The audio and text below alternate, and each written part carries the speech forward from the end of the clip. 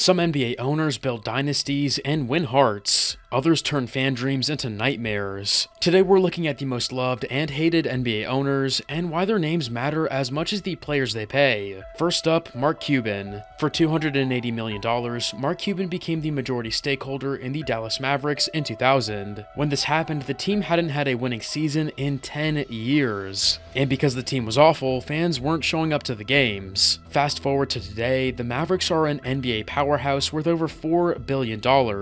Unlike many owners who stay behind the scenes, Mark became the ultimate courtside fan. Mark told CNBC in an interview that buying the Mavericks never crossed my mind as an investment. I did it because I love basketball. Mark didn't just build a winner, he changed ownership culture. He focused on enhancing the basketball experience for customers. He invested in a massive state-of-the-art jumbotron that played videos of crowd interactions and had the rims mic'd up to get even casual fans excited about the game's progression. Mark Cuban is one of the most loved NBA owners because he made the Mavericks competitive. After he took over, the Dallas Mavericks had 15 winning seasons, one 500 season, and 2 losing seasons. He gave the franchise its only championship, and the celebration will begin. The Dallas Mavericks are NBA champions, the first title in franchise history, and treated the team and its fans like family.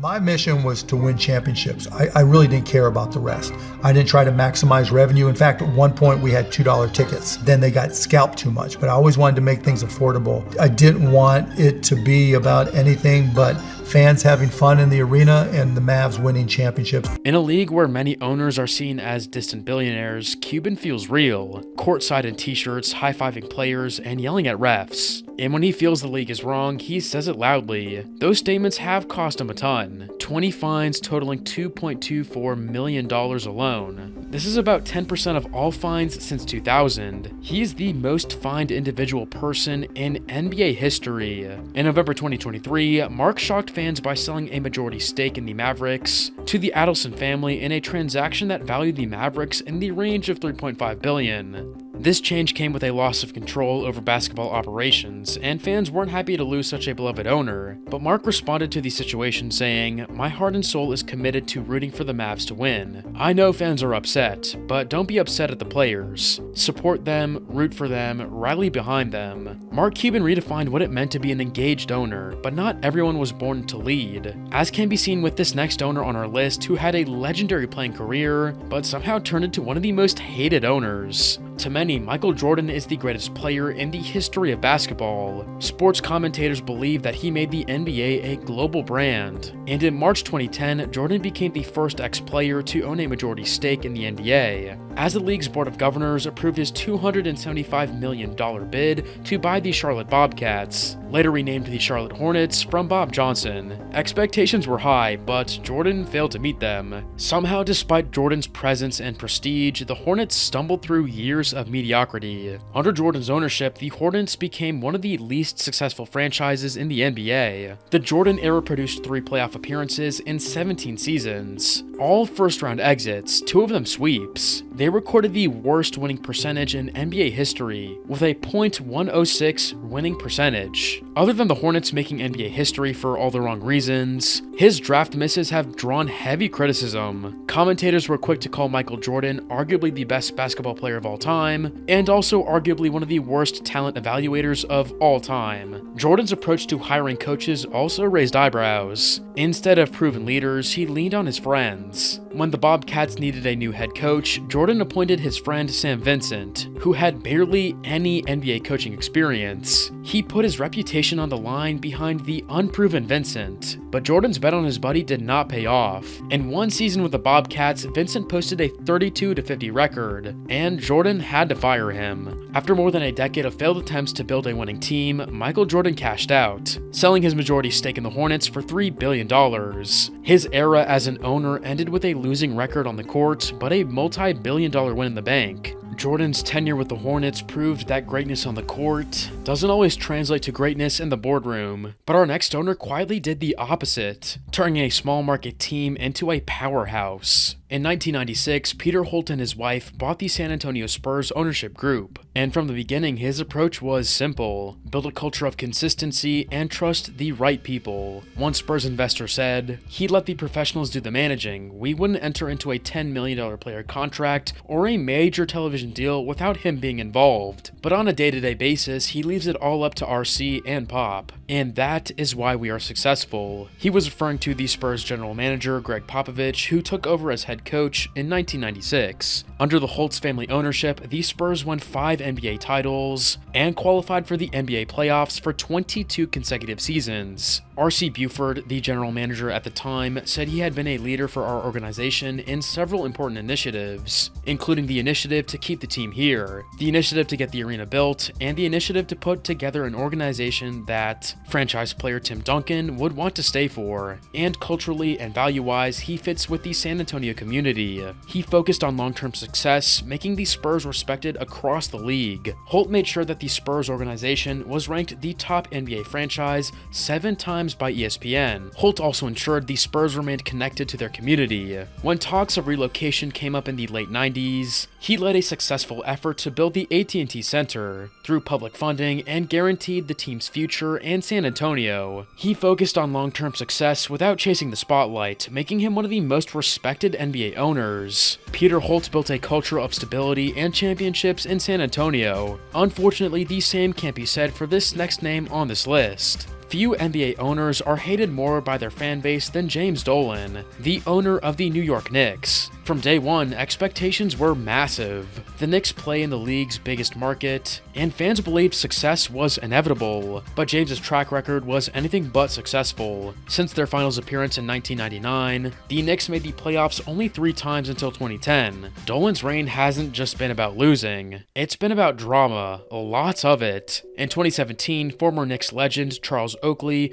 was forcibly removed from Madison Square Garden. Everybody looking over there. Apparently there's a Charles Oakley over there, Mike. But this time, it's for causing a melee off the court. Dolan accused Oakley of taunting him from his nearby seat, and then banned Oakley from Knicks games at the Garden. But fans saw it as disrespect, commenting, "This to me was the rock bottom of the Knicks. Not only did we suck at the time, but seeing a legend from the last time we were good treated like that was the dagger." Then there's the fan bans. Dolan has thrown out fans for yelling things he doesn't like. Sell the team! You think I should sell the team? Get You want to not come to any more games? Why? Because that's rude. It's an opinion. No, it's not an opinion. And you know what? Enjoy watching them on TV. And it didn't stop there. In recent years, Madison Square Garden has drawn criticism for using facial recognition to ban Dolan's enemies. MSG Entertainment put lawyers who represent people suing it on an exclusion list to keep them out of concerts and sporting events. For years, Dolan had a reputation for meddling in basketball operations, firing coaches, cycling through general managers, and making impulsive moves that left the Knicks in chaos. In 2011, he orchestrated a trade over the wishes of then GM Donnie Walsh. Dolan also fired GM Glenn Grunwald days before the past season's training camp. Grunwald built a team that won 54 games in the regular season and snapped the franchise's 13-year streak without a playoff series win. Dolan's leadership was chaotic, but not every big market owner fumbled the ball. Down in Miami, another owner built a winning brand that thrives both on and off the court. Micky Arison has owned the Miami Heat since 1995. The team was launched in 1988, so it was a young franchise with just 7 years in the league at the time. One of his first moves was hiring Pat Riley as team president and team coach, and giving him full control of basketball operations. Riley acquired center Alonzo Mourning and point guard Tim Hardaway to serve as the centerpieces for the team, transforming Miami into a championship contender throughout the late 1990s. In 2006, the Heat won their first NBA championship behind Dwayne Wade and Shaquille O'Neal. The Miami Heat, they've done it! They win their first championship in franchise history!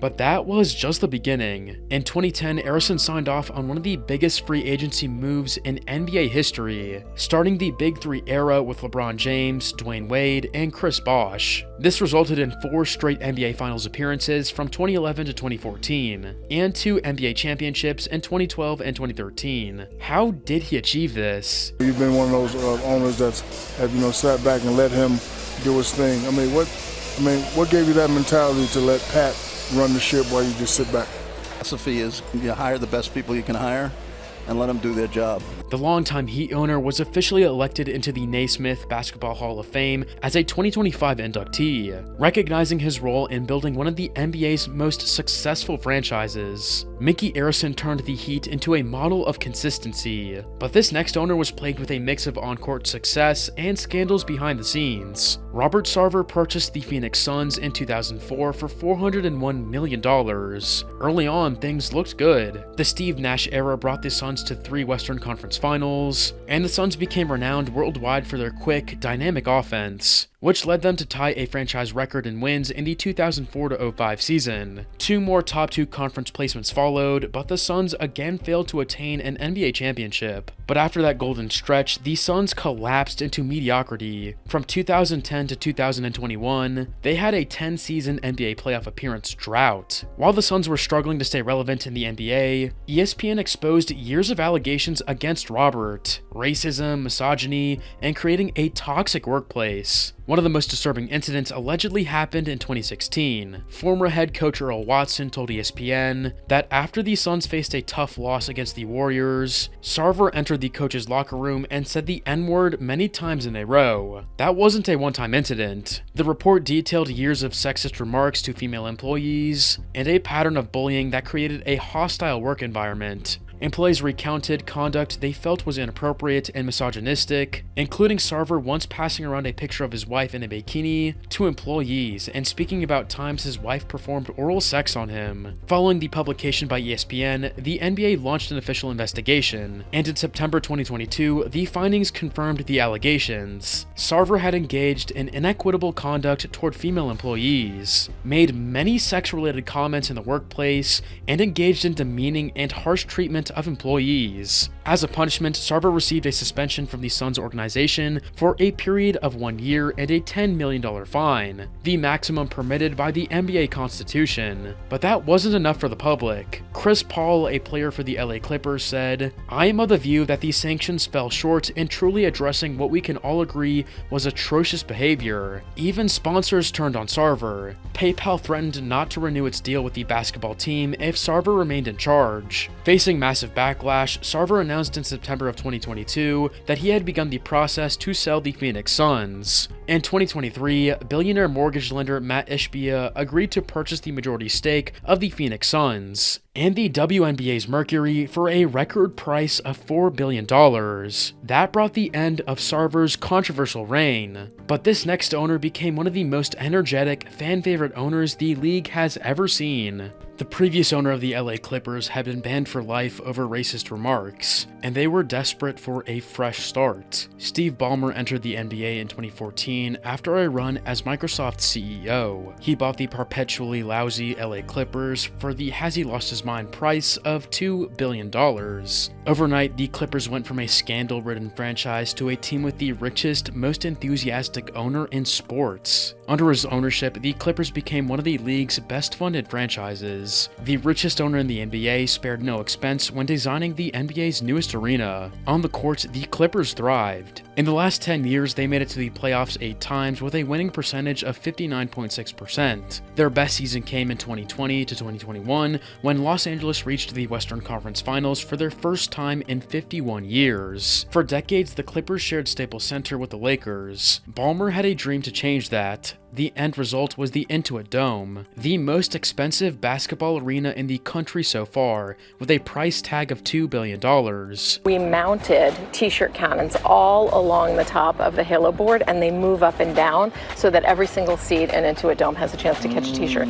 In less than a decade, Steve Ballmer turned the Clippers from one of the NBA's most dysfunctional teams into one of its most ambitious. His dream to make the Clippers organization a place where stars want to come and win has come to fruition. Steve Ballmer's enthusiasm gave the Clippers new life. But the NBA has seen owners who nearly destroyed franchises, and no story shows that better than this next owner. Stepien owned the Cleveland Cavaliers of the NBA from 1980 to 1983. His tenure was so disastrous that the NBA had to create a rule to stop anyone from repeating his mistakes. His name is now forever associated with the Ted Stepien rule. Stepien turned the Cavaliers bench into a revolving door. He hired and fired coaches, no stability, no plan, just constant change and constant losing. When Stepien took a controlling interest in the Cavs, he hired Delaney there as a general manager, a position he was inexperienced in and ill-prepared for. He constantly meddled in basketball decisions, and his lack of experience showed almost immediately. Stepien hired Chuck Daly to coach the Cavs in 1981, and it seemed like a good decision for everyone until it wasn't.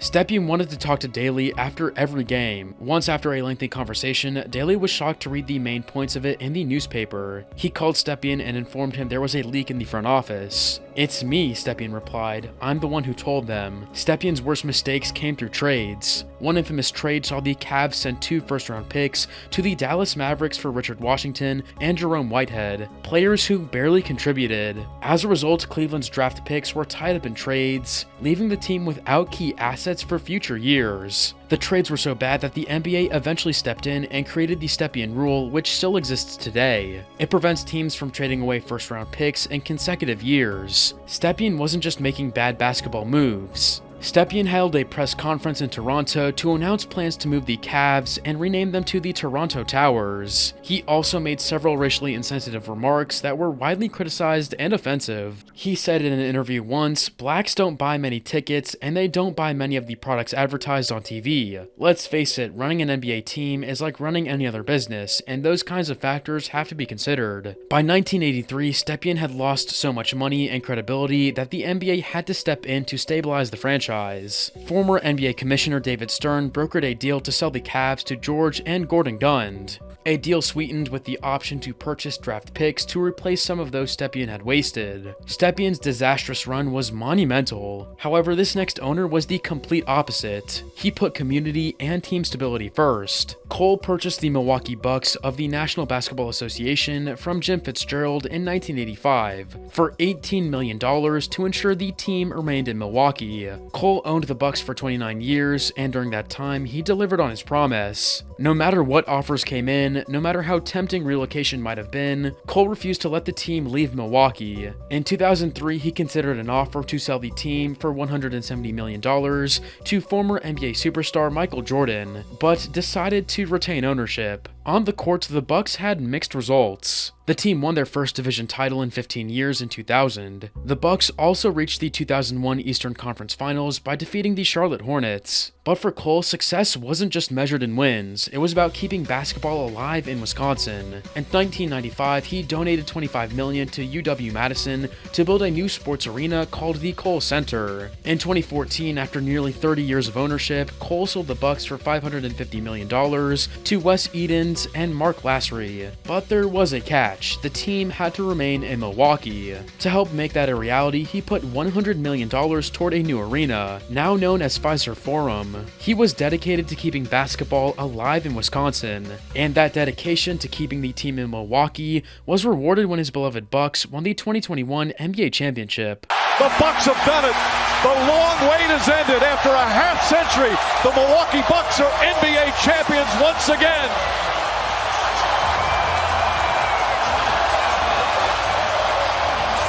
Herb Kohl cared deeply for Milwaukee and left a lasting legacy. Meanwhile, in Cleveland, this next owner became infamous for one of the most emotional moments in NBA history. Years after the Stepien era, the Cavs got another controversial owner. In 2005, Dan Gilbert bought the Cleveland Cavaliers for $375 million, which was then a record price for the NBA team. The franchise had never won an NBA championship at the time, but Gilbert had a superstar in the making, LeBron James, then in his second season. The team was leading the Central Division, and its popularity had soared since James's arrival. But in 2010, LeBron James made the huge announcement on national television in The Decision.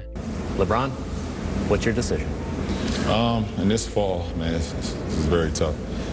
In this fall, I'm going to take my talents to South Beach and join the Miami Heat. Gilbert responded with a move that would define his reputation, a furious open letter in Comic Sans. Gilbert wrote, "As you now know, our former hero who grew up in the very region that he deserted this evening is no longer a Cleveland Cavalier. He called LeBron narcissistic and told fans that they don't deserve his cowardly betrayal." The letter instantly went viral, and the reaction was brutal. Media outlets ripped Gilbert for being unprofessional and emotional. A reporter for ESPN said, "I do know that the owner's open letter to Cleveland Cavaliers fans blatantly lacks class, and will earn far more support for James than for Gilbert." Bleacher Report's commentary was brutal. They said, "Never in my life have I seen a franchise owner make a bigger fool of himself in the public eye. Mark Cuban could have run onto the court and punched Dwayne Wade in the face during the NBA Finals a few years back, and I would have been less disgusted with him than I am with Dan Gilbert." On July 11th, 2014, 4 years after taking his talents to South Beach, LeBron James ultimately decided he had unfinished business in Cleveland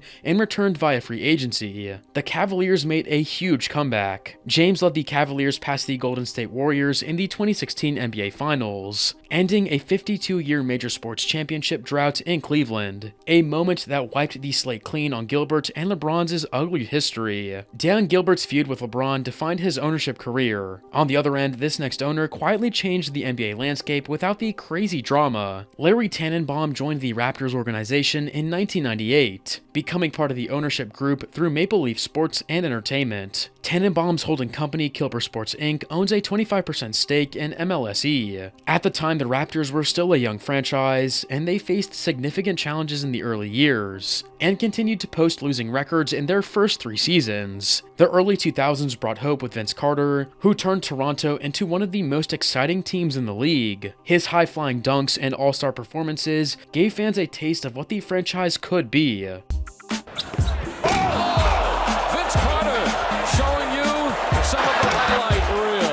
During the 2002-03 and 2003-04 seasons, they failed to make significant progress, and Carter was traded in 2004 to the New Jersey Nets. Tanenbaum was focused on creating a stable organization, so he backed major front office hires, including Masai Ujiri as team president in 2013. Ujiri helped herald a new era of success. The Raptors returned to the playoffs in 2014, and became a consistent playoff team in every year of Ujiri's tenure. Under Ujiri, the team also won 5 divisional titles and registered their most successful regular season in 2018. Masai was given the freedom to make bold decisions, and Tanenbaum supported every one of them. Even the controversial trade of franchise star DeMar DeRozan for Kawhi Leonard in 2018. That trade was risky, but it paid off in the biggest way possible. In the 2019 playoffs, the Raptors won their first Eastern Conference title and advanced to their first NBA Finals, where they won their first NBA championship. Canada, the NBA title is yours.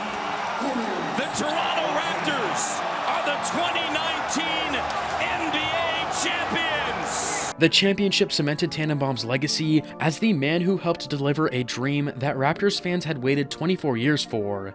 Canadian sports columnist Steve Simmons said, "It has been an incredible run really for Tanenbaum. He hasn't been the perfect owner, there is no such thing. But ask the players, the coaches, the executives who worked for him, and they say nothing but praise." Larry Tanenbaum used steady leadership and humility to transform a franchise into a global powerhouse. But not every owner's story is built on respect and quiet influence. In fact, the next one nearly brought the league to its knees with scandal. Donald Sterling bought the San Diego Clippers in 1981. The season brought ultimately unwelcome changes to the franchise as Irv Levin sold the team to Los Angeles area real estate developer and attorney Donald Sterling for $12.5 million. Controversy came almost immediately. In 1982, Sterling tried to relocate the team to Los Angeles, but the NBA denied his request. The league threatened to dissolve the franchise if ownership did not comply and return the team to San Diego. And with lawsuit after lawsuit, Sterling got his way in 1984. While he owned the Clippers for more than 30 years, the franchise was infamous for being cheap and dysfunctional under his leadership. In 1983, he was fined $10,000 for suggesting the Clippers tank in order to better their draft position. In response, he decided against adding any players when the Clippers were down to just 8 bodies. The league minimum for for a number of active players. Late in the season, Michael Brooks had to undergo oral surgery, but that didn't force Sterling to sign any additional players. Brooks not only suited up, but played in the game despite a swollen jaw. In April 2014, the scandal that ended his tenure broke. An audio recording of Sterling berating his girlfriend because she posted a picture on social media with Magic Johnson was leaked to TMZ.